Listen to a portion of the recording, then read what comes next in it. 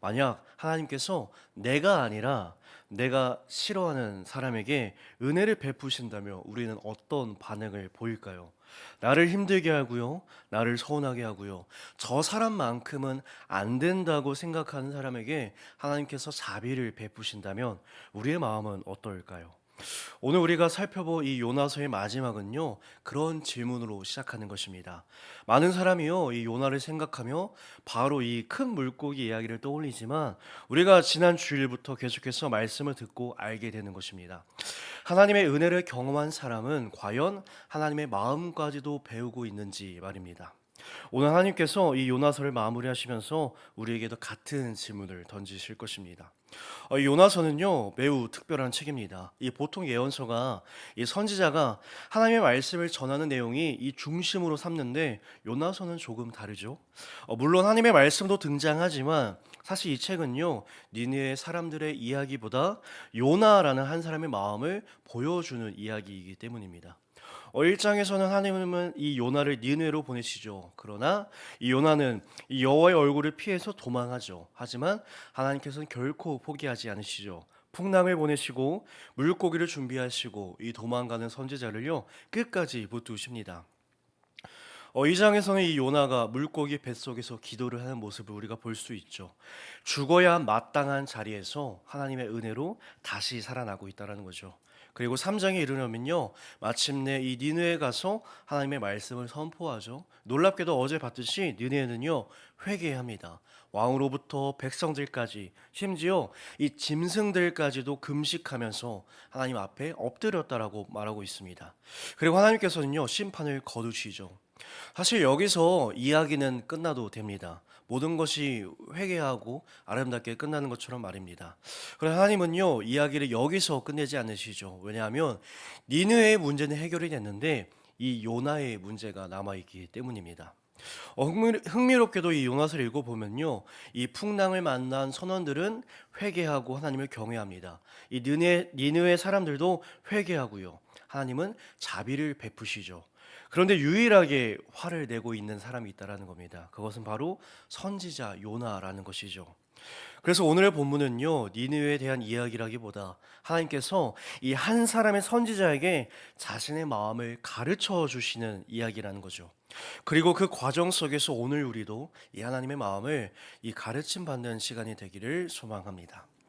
니느웨가 회개하고 하나님께서 심판을 거두시자 요나는 기뻐하지 않습니다. 오늘의 본문은요 이렇게 시작하죠. 1절 요나가 매우 싫어하며 성내며. 이 원문을 보면요 이 표현은 매우 강합니다. 이 직역하면 이렇습니다. 요나에게 이것이 매우 악하게 보였다라고 말이죠. 하나님께서 하신 일이 이 요나의 눈에는 나쁜 일로 여겼다는 것, 하나님께서 사람을 살리셨는데 이 요나는 그것이 싫었다는 것, 하나님께서 용서하셨다는데 요나는 그것이 불편했다라는 것이죠. 왜 그랬을까요? 이유는요 2절에 나옵니다.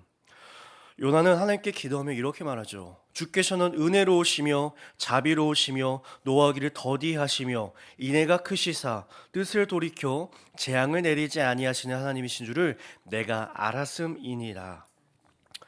이 말씀은요, 사실 이스라엘 백성들이 가장 이 사랑하던 신앙 고백이었습니다. 출애굽기 34장에 하나님께서 친히 이 자신의 성품을 설명하실 때 나타내는 고백입니다. 원래라면요, 찬양이 되어야 하고 감사가 되어야 하는 고백입니다. 그런데 이 요나는요, 지금 이 말씀을 불평으로 사용하고 있다는 것이죠. 마치 이런 말처럼 들립니다. 하나님, 제가 그래서 싫다고 했잖아요. 하나님, 결국 용서하실 줄 제가 알았습니다. 하나님을 몰라서 화가 난 것이 아니라 하나님은 너무 잘 알아서 화가 난 것입니다. 이 요나는요, 하나님의 정의를 사랑했습니다. 악은요, 마땅히 심판받아야 한다고 생각을 했습니다. 특히 이 니느웨는 아수의 수도라고 우리가 들었습니다. 이스라엘을 괴롭히고 억압하던 나라였죠. 요나 입장에서 보면요, 저들은 심판받아야 마땅하고 저들은 용서받으면 안 된다라고 말을 하고 있는 것이죠. 근데 문제는 여기 있는 것입니다. 요나는요, 하나님의 정의를 사랑했지만 하나님의 자비를 받아들이지 못하고 있다는 것을 우리가 볼 수 있는 것이죠. 정확히 말하면요, 자신에게 향하는 이 자비는 원했지만 원수에게 향하는 이 자비를 원하지 않았다라고 말입니다. 이 물고기 뱃속에서 자신이 살게 된 것은 감사했는데 이 느네가 살아나는 것은 불편했다라는 것이죠. 은혜를 받는 것은 좋은데 은혜를 나누시는 이 하나님을 받아들이기 어렵기 때문입니다. 그래서 하나님께서 요나에게 조용히 질문하시죠. 네가 지금 성내는 것이 옳으냐라고 말이죠. 하나님은요 요나를 정죄하지 않으십니다. 이 화를 내는 선지자를 향해 벼락을 내리지도 않으십니다. 대신 질문하시죠. 생각하게 하시죠. 스스로 깨닫게 하시는 것입니다. 왜냐하면 이 하나님은요 니느웨뿐 아니라 지금 요나도 포기하지 않기 때문입니다. 그러나 요나는요 하나님의 질문에 대답하지 않습니다. 대신 성 밖으로 나가죠. 그리고 이 니느웨 동쪽에 자리를 잡고 앉아 있습니다. 혹시라도 이 하나님께서 마음을 바꾸실지 모른다고 생각한 거죠. 혹시라도 이 느네가 다시 죄를 지어 심판이 내려오지 않을까 기대한 것이죠. 어쩌면 요나는요 지금 결국 내 말이 맞을 것이다라고 생각하고 있을지도 모릅니다. 그때 하나님께서 이 박넝쿨 하나를 준비하십니다. 하룻밤 사이에 자란 이 넝쿨이 요나에게 이 시원한 그늘을 만들어 주죠. 그리고 성경은 이렇게 기록합니다. 6절 요나가 박넝쿨로 말미암아 크게 기뻐하였더라. 놀랍게도 이것은요 이 요나서에서 처음 등장하는 요나의 기쁨입니다. 물고기 뱃속에서 살아났을 때도 아니고 이 느니의 사람들이 회개했을 때도 아니고 하나님의 말씀이 선포되었을 때도 아니고 그는 그냥 이 박넝쿨 하나로 기뻐하고 있습니다. 그리고 다음날 하나님께서는 벌레를 준비하시죠. 그리고 이 벌레가 넝쿨을 갉아먹습니다. 뜨거운 동풍이 불고요. 강한 햇볕이 내려집니다. 그리고 요나는 다시 말하죠. 사는 것보다 죽는 것이 내게 나으니이다. 여기서 하나님께서는요 요나의 마음을 드러내고 계신 것이죠. 요나는 하룻밤 자란 식물을 하나를 잃고 괴로워하고 있습니다. 그러면서도 이 12만 명의 생명이 살아난 일에는 기뻐하지 못하고 있다는 것을 우리에게 보여줍니다. 자신의 불편함에는 민감하지만 이 다른 사람의 생명에는 무감각한 이 선지자를 바라볼 수가 있습니다. 그래서 하나님께서는 다시 질문하는 것이죠. 네가 지금 이 박넝쿨로 말미암아 성내는 것이 옳으냐라고 말이죠. 이번에는요 요나가 즉시 대답합니다. 9절 내가 성내어 죽기까지 할지라도 옳으니이다. 요나는요 끝까지 이 자신의 의를 붙들고 있는 것을 우리가 볼 수 있습니다. 끝까지 자신이 옳다라고 말하고 있습니다. 그러나 하나님께서는요 여전히 포기하지 않으시죠. 참 놀랍습니다. 우리는 종종 이 하나님의 인내를 이 니느웨에서만 발견하려고 하지만 이 본문을 자세히 보면요 가장 오래 참으시는 대상은요 요나입니다. 하나님은요 회개한 니느웨를 용서하셨고 이 화를 내는 요나도 버리지 않으시는 것을 우리가 바라볼 수가 있는 것이죠. 이제 하나님께서 마지막으로 말씀하십니다. 그리고 이 요나서의 전체의 절정일 것입니다. 10절에서 먼저 이렇게 말하죠. 내가 수고도 아니하였고 재배도 아니하였고 하룻밤에 났다가 하룻밤에 말라버린 이 박넝쿨을 아꼈거든. 하나님은요 요나에게 말씀하십니다. 너도 아끼는 것이 있지 않느냐? 너도 잃어버리기 싫은 것이 있지 않느냐? 너도 이 소중하게 여기는 것이 있지 않느냐라고 말이죠. 그리고 이렇게 말씀하십니다. 11절.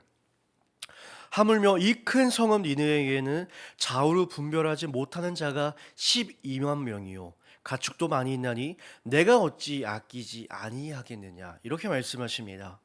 너는 식물 하나를 아끼지만 나는 사람을 아끼고 너는 네 그늘을 아끼지만 나는 한 도시의 생명을 아끼고 너는 하룻밤의 편안함을 붙들지만 나는 이 영원한 생명을 붙들고 있다라고 말씀하고 계십니다. 이것이요 하나님의 마음입니다. 하나님께서는 죄를 가볍게 여기시는 분이 아니십니다. 그러나 이 죄인도 포기하지 않은 분이라고 우리에게 말씀해 주고 계시죠. 하나님께서는요 심판보다 자비를 기뻐하시고요 멸망보다 회복을 기뻐하시는 우리의 하나님이십니다. 그래서 이 니느웨는요 큰 죄악의 성읍에서 하나님께서 아끼시는 성읍이 되어가고 있는 것이죠. 회개가 그들의 신분을 바꾸어 놓은 것입니다. 그런데 놀랍게도 요나서는요 여기서 끝납니다. 요나의 대답은 나오지 않습니다. 회개했는지 마음을 바꾸었는지 우리는 알지 못하죠. 왜일까요? 그 마지막의 대답은요, 요나가 아니라 우리의 몫이기 때문입니다. 하나님께서는요, 오늘 우리에게도 묻는 것입니다. 내가 니네를 아끼는 것이 옳지 않느냐? 그리고 이 질문은요, 결국 이렇게 들리는 것입니다. 너는 내가 사랑하는 것을 함께 사랑할 수 있느냐라고 말이죠. 오늘의 우리의 삶 속에는 니느웨가 없을까요? 우리는요 이 요나를 보면서 쉽게 말합니다. 어떻게 저럴 수 있을까? 하나님께서 용서했는데 왜 저렇게 화를 낼까라고 말이죠. 그런데 조금만 우리의 마음을 들여다보면요, 우리 안에도 이 작은 요나의 모습을 볼 수가 있다라는 것입니다. 나를 힘들게 하고 나를 서운하게 하고 여전히 이해되지 않는 그런 사람들이 있습니다. 그런 사람들을 향해 우리는 이렇게 생각을 하겠죠. 저 사람만큼은 안 된다라고 말이죠. 우리는요 하나님께 은혜를 구하면서도 그 은혜가 그 사람에게까지 흘러가는 것은 우리가 불편할 때가 너무나 많다라는 것입니다. 하나님은 우리를 용서하여야 하지만 저 사람은 책임져야 한다고 생각을 하고, 하나님은 우리를 품어 주셔야 한다고 생각을 하지만 저 사람은 심판하여야 한다고 생각을 하기 때문입니다. 요나의 문제는요, 이 니느웨를 미워하는 것이 아니라 하나님의 은혜를 자기 기준 안에 가둔 것이 문제입니다. 하나님께서 아끼시는 것은 우리가 붙들고 있는 체면이나 자존심이 아닙니다. 하나님께서는요 사람을 아끼시고요, 회개한 죄인 그리고 이 돌아온 자들을 아끼시고 있습니다. 그렇다면 오늘 우리에게 필요한 것은요, 하나님의 은혜를 더 받는 것이 아닙니다. 하나님의 마음을 배우는 것일 것입니다. 이 신앙의 성숙은요, 하나님에 대해 더 많이 아는 것이 아니라 하나님께서 사랑하시는 것을 우리가 함께 사랑할 수 있는 이 마음을 배우는 것일 겁니다. 하나님의 은혜를 경험한 사람은요, 결국 이 하나님의 마음을 그대로 깊이 갈 것이기 때문입니다. 요나서는 참 특이한 책이죠. 선지자가 회개했다는 말도 없고 요나가 이 대답했다는 말도 없습니다. 그저 하나님의 질문만 남겨둔 채 끝이 나죠. 내가 니느웨를 아끼는 것이 옳지 않겠느냐라고 말이죠. 한 주석서에는요 이렇게 말합니다. 요나서는 결론을 주지 않는 책이다. 마지막은 질문은 답이 없다. 다만 이 풍부한 하나님의 자비를 깨닫는 자들만이 답할 수 있을 것이다 라고 말이죠.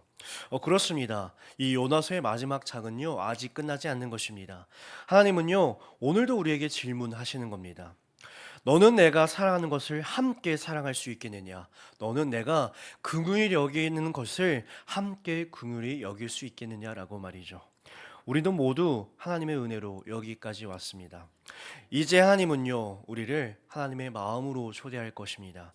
오늘의 말씀을 통해 하나님의 은혜를 깊이 경험한 우리 모두가 하나님의 마음속으로 깊이 들어가며 그렇게 살아내는 우리 모든 성도님들 되시기를 축복합니다.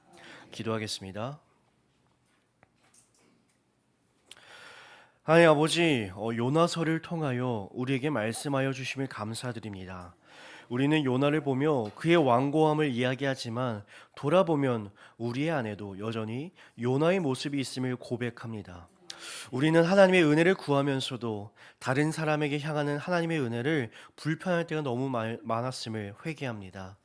우리는 하나님의 용서를 받으면서도 다른 사람을 향해서 쉽게 정죄할 때가 많습니다.